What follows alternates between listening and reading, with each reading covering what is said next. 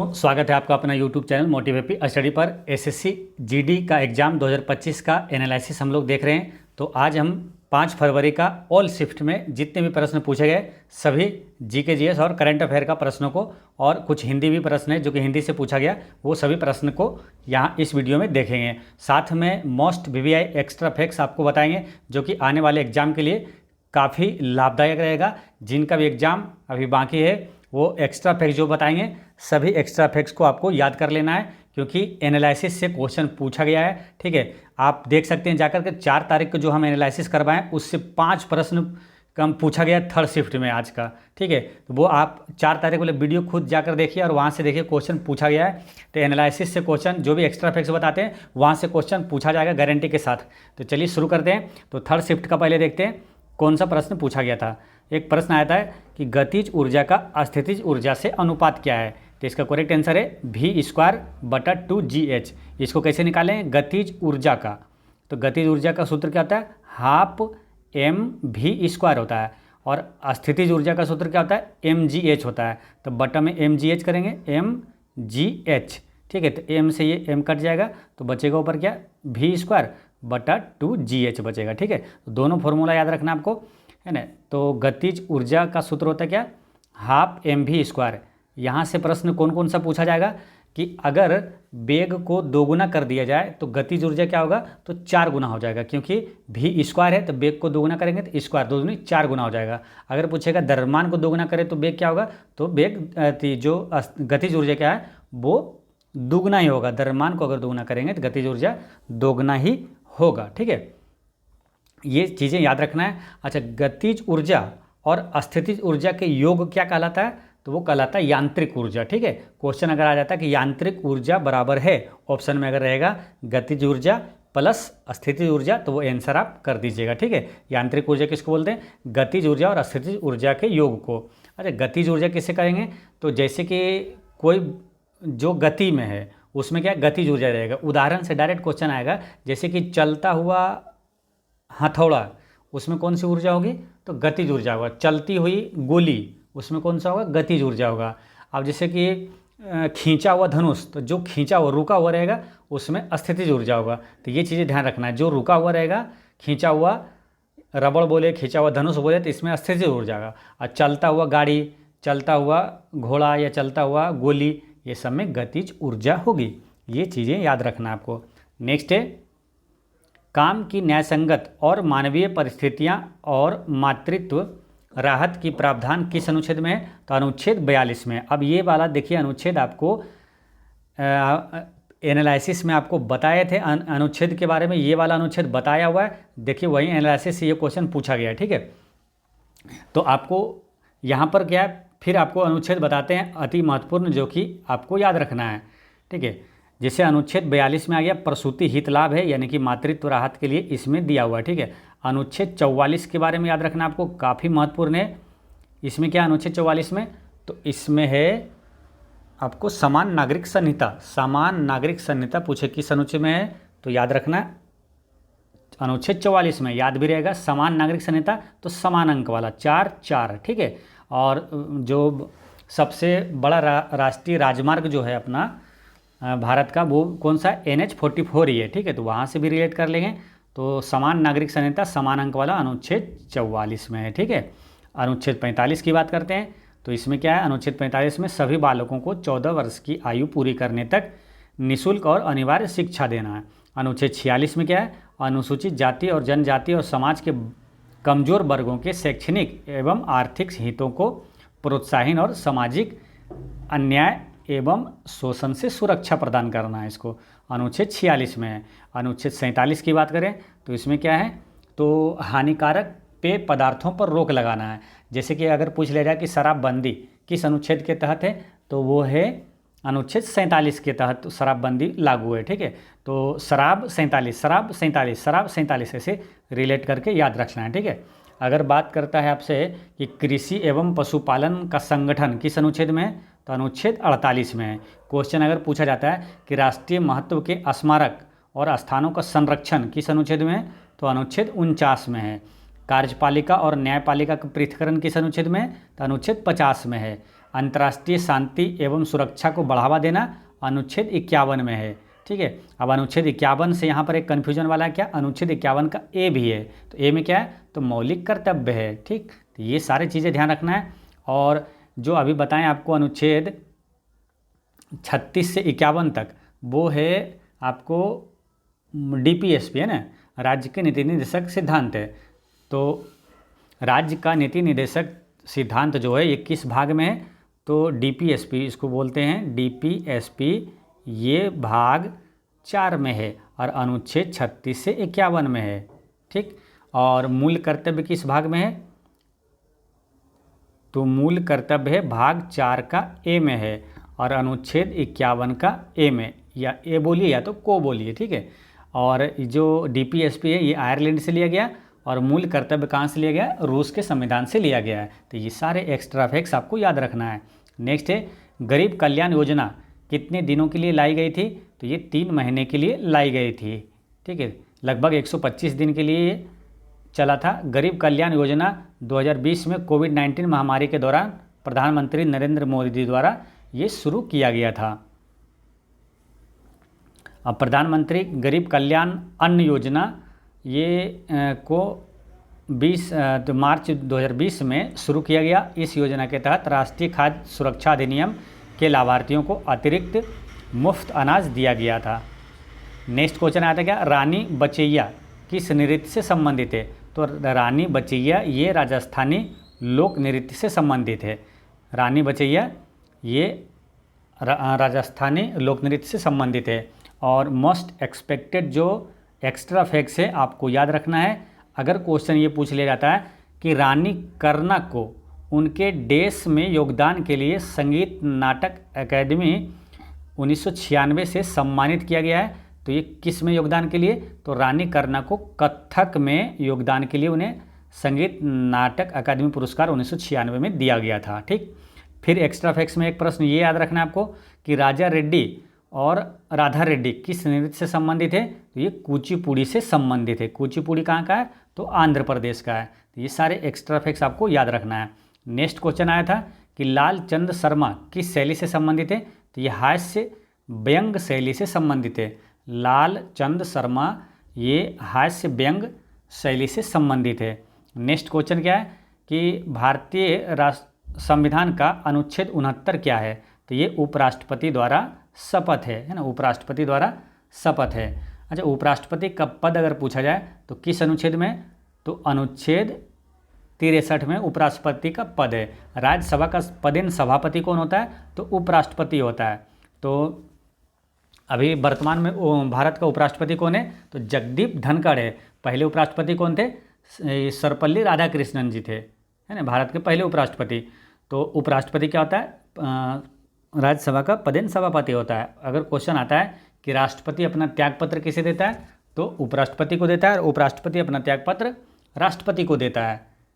ठीक, तो ये सारी चीज़ें याद रखना है। राष्ट्रपति और उपराष्ट्रपति दोनों को बनने के लिए जो मिनिमम आयु है वो कितना है, 35 वर्ष है। ठीक, तो ये भी याद रखना है।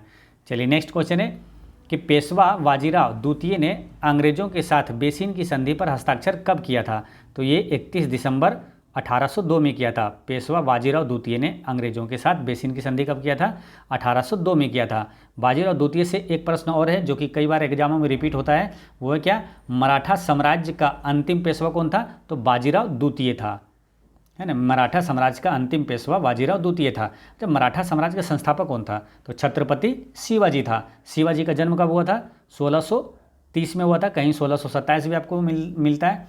ठीक है, और कहाँ हुआ था, तो शिवनेरी दुर्ग में हुआ था। अष्टप्रधान किसके दरबार में रहता था, तो ये शिवाजी के दरबार में रहता था। अष्ट दिग्गज किसके दरबार में रहता था, तो कृष्ण देव राय के दरबार में रहता था। अब देखिए दोनों एक जैसा है, कन्फ्यूजन हो सकता है, अष्टप्रधान और अष्ट दिग्गज। तो अष्ट प्रधान हो गया, शिवाजी के दरबार में रहता था। अष्ट दिग्गज की बात करें तो अष्ट दिग्गज है, कृष्ण देव राय के दरबार में रहता था। इसको रिलेट कर लीजिए ताकि कन्फ्यूजन ना हो। देखिए अष्ट दिग्गज देवराय, दिग्गज देवराय, दिग्गज देवराय, अष्ट दिग्गज जो है कृष्ण देव राय के दरबार में रहता था।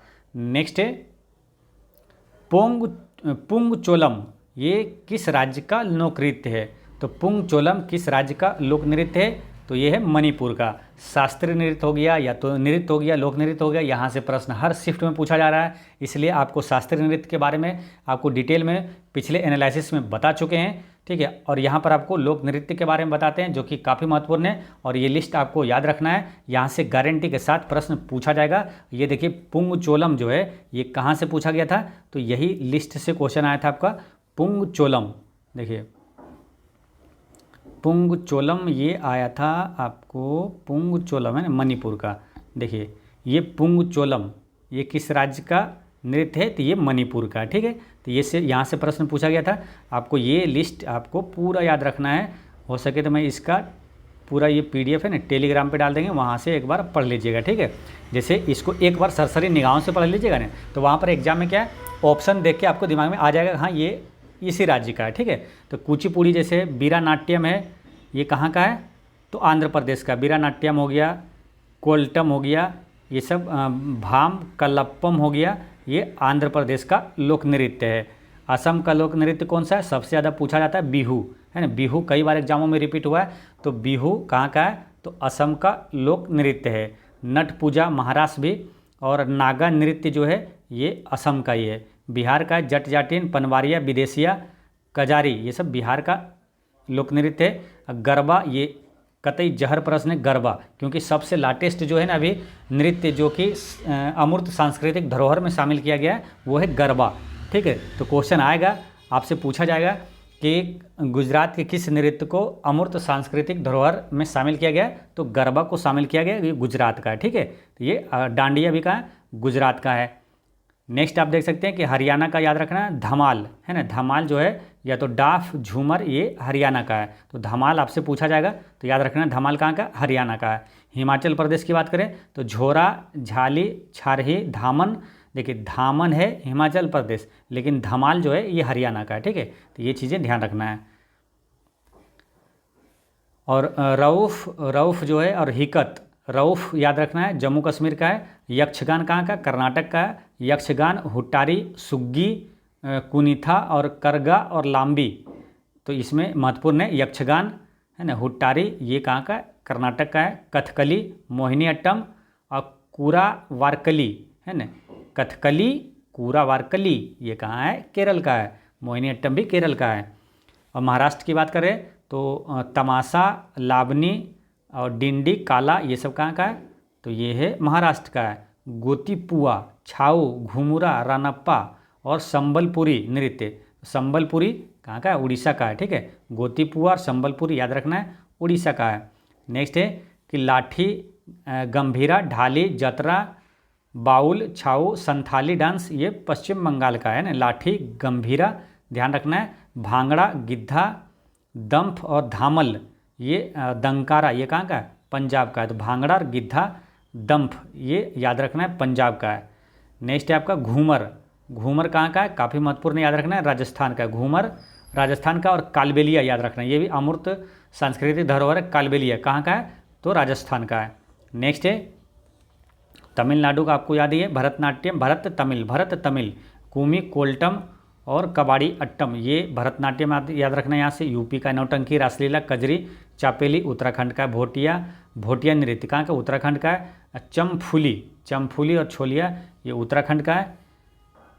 और देखनी, फुगदी, सिग्मो, है ना, जगोर, गोम्फ ये सब गोवा का है। जवारा, मटकी, अड्डा और सालेलाकी, सेला भडोनी ये सब मध्य प्रदेश का है। छत्तीसगढ़ का कौन सा है, तो ये है आपका गौर मारिया, पेंथी, राउत नाच, पंडवानी ध्यान रखना है, छत्तीसगढ़ का है। झूमर, सरहुल इसमें काफ़ी महत्वपूर्ण है, झारखंड का है। सरहुल जो है ये कहाँ का है, झारखंड का है। इसमें बुइया, छालो, वांचो, है ना, पासी, कोंगकी, पोनुंग और पोपिर ये अरुणाचल प्रदेश का है। इसमें आपको याद रखना थांगटा, एक थांगटा महत्वपूर्ण है। और ये पुंग चोलोम ये कहाँ का है, तो ये मणिपुर का है। नेक्स्ट है नोंगरेम कहाँ का, मेघालय का है, ठीक है। और खुल्लम, चेलम और जंगतालम ये मिजोरम का है। रेंगमा कहाँ का है, तो ये नागालैंड का है, रेंगमा नागालैंड का है। और होजागिरी या तो गारिया ये त्रिपुरा का है। सिंघीछाम, सिंघीछाम कहाँ का है? तो सिक्किम का है। लक्षद्वीप का क्या है? तो ये लाबा और कोलकाली, लाबा और कोलकाली कहाँ का? लक्षद्वीप का है। तो ये सभी चीज़ें ध्यान रखना है, एक बार और आप देख लीजिएगा, ठीक है। चलिए नेक्स्ट क्वेश्चन क्या आया था? लौह इस्पात उद्योगों का राष्ट्रीयकरण किसके कार्यकाल में किया गया और यह कौन सी पंचवर्षीय योजना के अंतर्गत हुआ था? तो इंदिरा गांधी के कार्यकाल में हुआ था और ये तीसरी पंचवर्षीय योजना में हुआ था। यहाँ से अति महत्वपूर्ण प्रश्न आपको यह क्या याद रखना है? राउरकेला इस्पात संयंत्र जो है किस पंचवर्षीय योजना में स्थापना हुआ था? तो दूसरी पंचवर्षीय योजना में स्थापित हुआ था। राउरकेला, दुर्गापुर और भिलाई इस्पात संयंत्र जो है ये तीनों दूसरी पंचवर्षीय योजना में स्थापित हुआ था। काफ़ी महत्वपूर्ण है, ये आपसे पूछा जाएगा कि राउरकेला स्टील प्लांट जो है किस देश के सहयोग से स्थापित हुआ था? तो राउरकेला जर्मनी के सहयोग से स्थापित हुआ था। याद रख लेना, राज्य यानी राउरकेला जर्मनी के सहयोग से। भिलाई रूस के सहयोग से, याद रखना है। भीरू यानी कि भिलाई रूस के सहयोग से। और दुर्गापुर ब्रिटेन के सहयोग से, याद रखना है। द्रविड़ यानी दुर्गापुर ब्रिटेन के सहयोग से। अब बोकारो भी ये हुआ था रूस के सहयोग से, यानी बीरू दोनों रूस के सहयोग से स्थापित हुआ, लेकिन बोकारो जो है वो तीसरी पंचवर्षीय योजना में स्थापित हुआ था। ये सभी चीज़ें आपको याद रखना है। नेक्स्ट है, ऋग्वेद में गंगा नदी का उल्लेख कितनी बार हुआ है? तो ऋग्वेद में गंगा नदी का उल्लेख 1 बार हुआ है। और सबसे अधिक बार उल्लेख किसका हुआ है? तो सिंधु नदी का हुआ है, ठीक। सबसे पवित्र नदी कौन सा है? तो ऋग्वेद में सबसे पवित्र नदी माना गया सरस्वती नदी को, ठीक है। तो ये चीज़ें ध्यान रखना है। गंगा का उल्लेख 1 बार हुआ है, जमुना का उल्लेख 3 बार हुआ, कृष्णा नदी का उल्लेख 1 बार भी नहीं हुआ है। वेद की बात करते हैं तो वेद कितना है? 4 है। वेदांग कितना है? 6 है। और पुराणों की संख्या कितनी है? 18 है। उपनिषद कितना है? 108 है, ठीक है। तो वेद में सबसे प्राचीन वेद कौन सा है? ऋग्वेद। उसके बाद यजुर्वेद, उसके बाद सामवेद और सबसे नवीनतम वेद है अथर्ववेद। और पूछा जाएगा अगर गायत्री मंत्र किस वेद से लिया गया? तो ऋग्वेद से लिया गया है। और यज्ञ का उल्लेख किस वेद में? यजुर्वेद में। और संगीत का वर्णन सामवेद में, जादू टोना का वर्णन अथर्ववेद में। ये सभी चीज़ें याद रखना है। नेक्स्ट है, 2023 में ब्लाइंड क्रिकेट वर्ल्ड कप का फाइनल मैच किस स्टेडियम में खेला गया था? तो एम चिन्नास्वामी स्टेडियम बेंगलुरु में खेला गया था, है ना। ब्लाइंड मतलब क्या? नेत्रहीनों के लिए विश्व कप का फाइनल मुकाबला 17 दिसंबर को बेंगलुरु के चिन्नास्वामी स्टेडियम में खेला गया था। इस खिताबी मुकाबले में भारत ने बांग्लादेश को 120 रन से मात दी है और भारत ने ये तीसरी बार खिताब जीत लिया है, ठीक है। ये हुई ब्लाइंड वाली बात। लेकिन अगर पूछे कि क्रिकेट विश्व कप जो है, आईसीसी क्रिकेट वर्ल्ड कप जो है 2023 का जो भारत का है पुरुष वाला, वो कहाँ हुआ था? 2023 का फाइनल मैच जो हुआ था ये हुआ था नरेंद्र मोदी स्टेडियम में हुआ था, है ना। नरेंद्र मोदी स्टेडियम में हुआ था, ये याद रखना है। और क्वेश्चन अगर आता है कि आईसीसी क्रिकेट वर्ल्ड कप जो हुआ था भारत में फाइनल हुआ था, उसमें ऑस्ट्रेलिया ने भारत को कितने विकेट से हराया था? तो ऑस्ट्रेलिया ने भारत को 6 विकेट से हराया था, ठीक है। अच्छा, आईसीसी क्रिकेट जो पुरुष वर्ल्ड कप है एक दिवसीय मैच, वो फाइनल मतलब कि 2027 का जो वर्ल्ड कप है वो कहाँ होगा? तो दक्षिण अफ्रीका, जिम्बाब्वे और नामीबिया में होगा, तीनों जगह, ठीक। ये याद रखना है। चलिए नेक्स्ट क्वेश्चन है, यूसुफ पठान 2024 के लोकसभा चुनाव किस राज्य से लड़ा था? तो ये पश्चिम बंगाल से लड़ा था यूसुफ पठान। ये कौन है? तो इरफान पठान जो क्रिकेटर है उनका भाई है यूसुफ पठान। और ये चुनाव लड़ा था पश्चिम बंगाल से और ये जीत भी गया। मालूम ये किसको हरा दिया था? तो दिग्गज जो कांग्रेस के नेता थे अधीर रंजन चौधरी, उनको हरा दिया, ठीक है। बहरामपुर सीट से लोकसभा चुनाव 2024 में अधीर रंजन चौधरी की हुई करारी हार। टीएमसी के टिकट पर संसद पहुंचे पूर्व क्रिकेटर यूसुफ पठान। तो यूसुफ पठान मतलब किसके टिकट पर लड़े थे? टीएमसी है ना, तृणमूल कांग्रेस, यानी कि ममता बनर्जी की तरफ से ये टिकट इनको मिला था और ये जीत भी गए थे यूसुफ पठान, ठीक है। तो ये भी चीज़ें ध्यान रखना है। नेक्स्ट है, 2023 में गणतंत्र दिवस परेड में किस देश की सेना ने भाग लिया था? तो मिस्र ने भाग लिया था। 2023 में मिस्र ने भाग लिया था। एक्स्ट्रा फैक्ट्स में क्या रखना है? अगर क्वेश्चन पूछा जाता है कि 2024 में जो है भारतीय गणतंत्र दिवस परेड 2024 में किस देश के सैन्य टुकड़ी ने भाग लिया? तो इंडोनेशियाई राष्ट्रीय सशस्त्र बल ने भाग लिया था। 2025 में गणतंत्र दिवस की परेड में किसने भाग लिया? तो इंडोनेशिया की सेना ने ही भाग लिया था। ये भी याद रखना है। और क्या याद रखना है आपको कि जो 76वां गणतंत्र दिवस अभी 2025 में हुआ, उसके मुख्य अतिथि कौन थे? तो इंडोनेशिया के राष्ट्रपति प्रबोवो सुबियांतो ये मुख्य अतिथि थे, ठीक है। और क्या याद रखना है यहाँ से?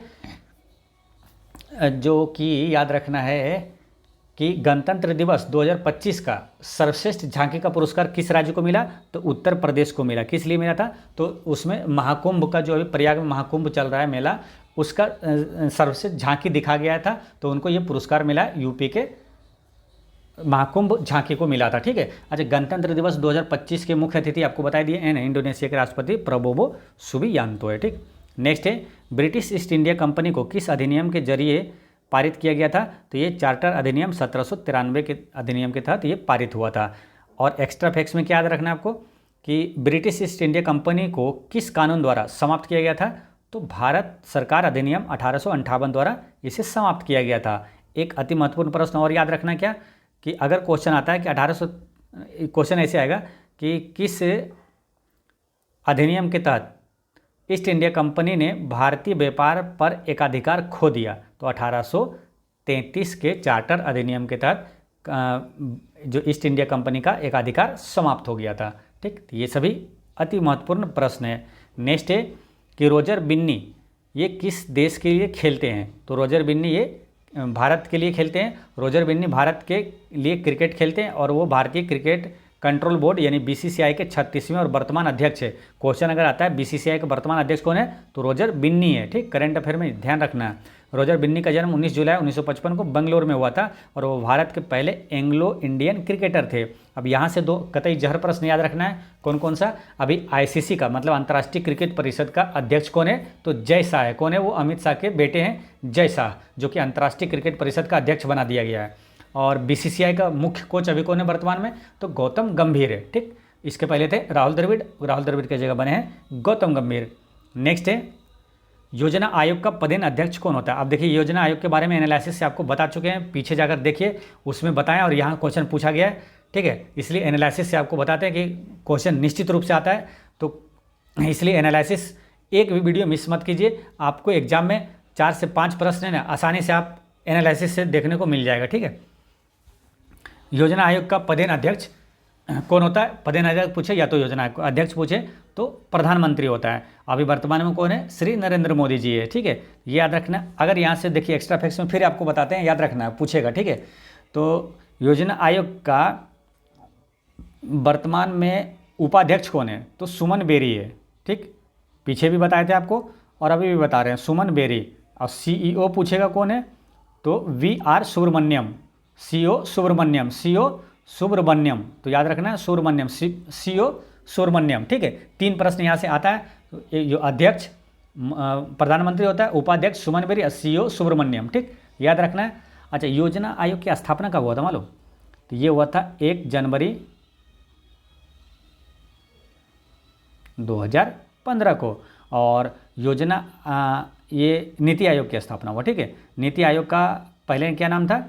तो योजना आयोग था। ठीक है। योजना आयोग की जगह अब क्या हो गया? नीति आयोग हो गया। ठीक है। तो नीति आयोग का भी पूछे तो क्या होगा? यही चीज़ होगा। ठीक है। और नीति का फुल फॉर्म क्या होता है ये याद रखना है आपको। तो national institution for transforming India. अब यहाँ पर ऑप्शन में ध्यान रखना है, नहीं तो कन्फ्यूजन हो जाएगा। एक ऑप्शन में रहेगा नेशनल इंस्टीट्यूट रहेगा। ठीक है। तो ध्यान रखना है नेशनल इंस्टीट्यूशन, TION वाला ध्यान रखना है। ठीक है। चलिए नेक्स्ट है 2020 में प्रसिद्ध नृत्यांगना इंदिरा बोरा। देखिए इससे रिलेटेड क्वेश्चन आया था। आप क्वेश्चन का सही मतलब किस टाइप से पूछा गया था तो वो समझ लीजिएगा, आप खुद समझ लीजिएगा। लेकिन ये क्वेश्चन आया था कि इंदिरा बोरा जो पद्मश्री से सम्मानित है वो किस नृत्य से संबंधित है। ठीक है। तो ये ध्यान रखना है, ये है इंदिरा बोरा जो है सतरिया नृत्य से संबंधित है। ठीक है। सतरिया नृत्य जो कि आसाम का है, शास्त्रीय नृत्य है सतरिया। ये इंदिरा बोरा सतरिया नृत्य से संबंधित है। ठीक है। तो ये चीज़ें आपको याद रखना है। चलिए, और हिंदी का कुछ क्वेश्चन है जो कि पूछा गया था। अथ का विलोम क्या होता है? इति होता है। बिना वेतन के काम करने वाला वो क्या कहलाता है? वो वैतनिक कहलाता है। दही का तत्सम क्या होगा? तो दही का तत्सम है दधी। ठीक है।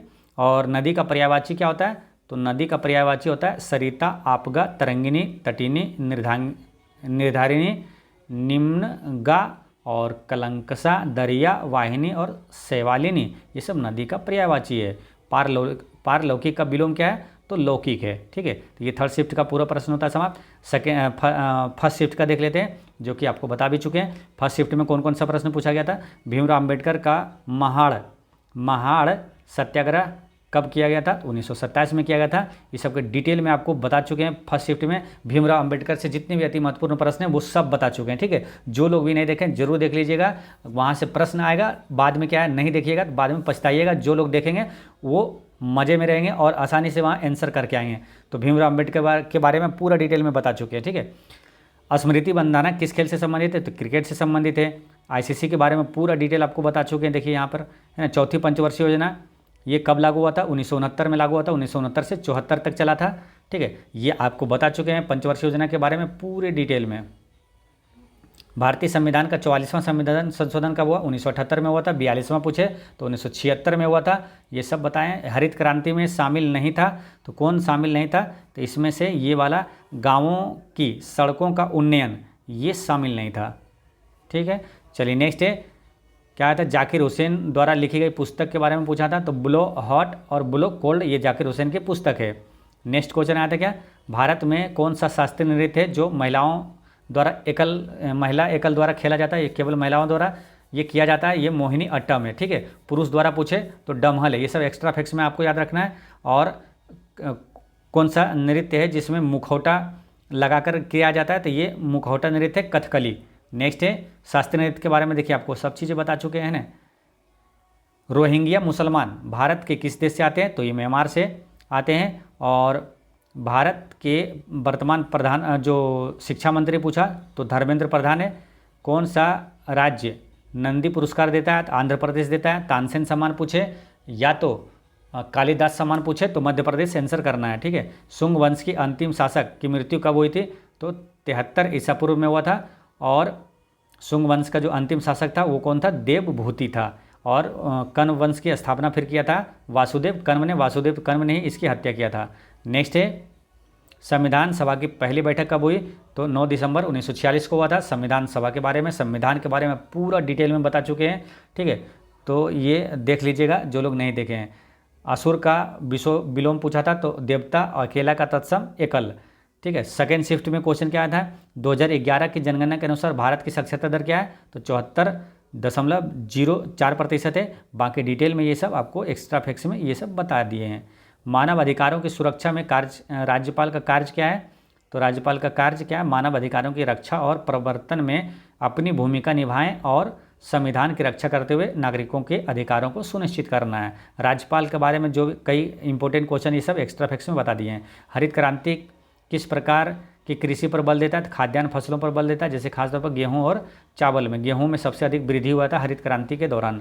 संगीत नाटक अकादमी पुरस्कार 2017 पूछा था, तो आपको 2017 के बारे में पूरा बता दिए, ठीक है। शायद आपके ऑप्शन में ये था सुजाता महापात्रा, जो ओडिसी नृत्यांगना सुजाता महापात्रा को 2017 में ये संगीत नाटक अकादमी पुरस्कार मिला था। बाकी ये लोगों को भी मिला है, ठीक है। ये सब चीज़ें आपको बता चुके हैं। उत्तर भारत के राज्यों में सर्वाधिक साक्षरता दर किस राज्य की है? तो ये हिमाचल प्रदेश का 82.8% है। नेक्स्ट क्वेश्चन आया था कि कुचेलापुरम ये गांव से, किस गांव से ये नृत्य है? तो ये कुचिपुड़ी, मतलब कुचेलापुरम गांव से किस नृत्य की उत्पत्ति हुई? तो कुचिपुड़ी का उत्पत्ति हुई। ये कहाँ का? आंध्र प्रदेश में। ये सब टाइम आउट किस खेल से संबंधित है? तो क्रिकेट से है और वॉलीबॉल से भी है, लेकिन क्रिकेट आपका ऑप्शन में था तो क्रिकेट आंसर हो गया था, ठीक है। बाकी चीज़ें ये भी बता चुके हैं एक्स्ट्रा फैक्ट्स में कि अंतर्राष्ट्रीय क्रिकेट में टाइम आउट के जरिए आउट होने वाला पहला खिलाड़ी कौन था? तो एंजेलो मैथ्यूज था। नेक्स्ट है हॉकी के मैदान की लंबाई कितनी थी? तो 91.4 मीटर और चौड़ाई पूछेगा तो 55 मीटर आंसर करना है। किस अधिवेशन में भारत छोड़ो आंदोलन की पुष्टि हुई थी? तो ये हुआ था अखिल भारतीय राष्ट्रीय कांग्रेस कमेटी के बम्बई अधिवेशन में हुआ था 1942 में। नेक्स्ट है संभाग के रायगढ़ घराने के कथक नृत्य पंडित रामलाल बरेठ को 2024 में कौन सा पुरस्कार से सम्मानित किया गया था? तो पद्मश्री अवार्ड से सम्मानित किया गया था, ठीक है। पद्म पुरस्कार के बारे में आपको पूरा डिटेल में बता चुके हैं। टोटल 132 लोगों को मिला था, 5 पद्म विभूषण, 17 पद्म भूषण, 110 लोगों को पद्मश्री अवार्ड मिला है, ठीक है। ये सब चीज़ें आपको बता दिए हैं। नेक्स्ट है जनगणना 2011 के अनुसार पुरुष और महिला साक्षरता में सबसे बड़ा अंतर वाला राज्य कौन सा है? तो राजस्थान है। नेक्स्ट क्वेश्चन क्या आता है? अटॉर्नी जनरल यानी कि महान्यायवादी किसको सलाह देता है? तो भारत सरकार को देता है। महान्यायवादी से हर एग्जाम में, बहुत बार एग्जाम में क्वेश्चन पूछा जाता है, रिपीट होता है, इसलिए इसके बारे में आपको पूरा बता चुके हैं, ठीक है। महान्यायवादी की नियुक्ति 1976 के तहत राष्ट्रपति द्वारा किया जाता है। चंद्रगुप्त मौर्य की माता का नाम पूछा था, तो मूरा मौर्य है, आपको पूरा बता दिए। माता का नाम, पिता का नाम, जन्म कहाँ हुआ, सब बता दिए आपको, ठीक है। जन्म कब हुआ था, 345 ईसा पूर्व पाटली में। मृत्यु कब हुआ, 298 में कर्नाटक में हुआ था। इसका बेटा का जो नाम, बच्चे का नाम बिंदुसार था, इसका पुत्र था। माता का नाम मूरा मौर्य और पिता का नाम था स्वार्थ सिद्धि, ठीक है। पत्नी का नाम पूछे तो दुर्धरा। ये सब एक्स्ट्रा फैक्ट्स में आपको बता दिए, ठीक है। चलिए नेक्स्ट है आपका आया था क्या, प्रथम पंचवर्षीय योजना की शुरुआत कब हुई, तो 1951 में हुआ था। और ये चीज़ आपको पूरा पंचवर्षीय योजना के बारे में पूरा लिस्टें बता दी हैं, ठीक है। कोई भी क्वेश्चन पूछेगा तो आसानी से बनेगा। पंचवर्षीय योजना के बारे में आपको एक्स्ट्रा फैक्ट्स में पूरा बता दिए हैं, ठीक है। द्रौपदी मुर्मू भारत की राष्ट्रपति बनने से पहले किस राज्य के राज्यपाल थे, तो ये झारखंड के राज्यपाल थे। प्रधानमंत्री गरीब कल्याण अन्न योजना का जो मुख्य उद्देश्य क्या था, तो ये था मुफ्त खाद्यान्न और देकर उनकी भोजन और पोषण संबंधित जरूरतों को पूरा करना था। कृष्णा नदी के किनारे कौन सा नृत्य किया जाता है, तो रास लीला किया जाता है, जो कि कृष्ण और राधा की रासलीला पर आधारित है। एमएसपी के बारे में पूछा था, तो एमएसपी के बारे में आपको पूरा बता दिए कि जो 2019-20 में रागी का एमएसपी क्या था, है ना, 3150 था। मक्का का क्या था, तो मिनिमम सपोर्ट प्राइस जो होता है, और 1760 था। ये सब आपको बता चुके हैं। कक्षकरण किस जो है उत्सव किस महीने में मनाया जाता है, तो ये मनाया जाता है नवंबर में, ठीक है। अस्नेल का नियम किससे संबंधित है, तो ये अपवर्तनांक से संबंधित है ना, अपवर्तन के नियम से संबंधित है। और अस्नेल का नियम क्या होता है, अपवर्तनांक बराबर होता है आपतन कोण बटे होता है अपवर्तन कोण, ठीक है। साइन आई बटे साइन आर। और ये नियम किसने दिया था, तो ये बिल ब्रोड अस्नेल ने दिया था, 1621 में दिया था, ठीक है। तो दोस्तों इस तरह से आपका 5 फरवरी का पूरे शिफ्ट का, ऑल शिफ्ट का क्वेश्चन होता है समाप्त। मिलते हैं नेक्स्ट वीडियो में। पढ़ते रहें, मुस्कुराते रहें। जय हिंद दोस्तों।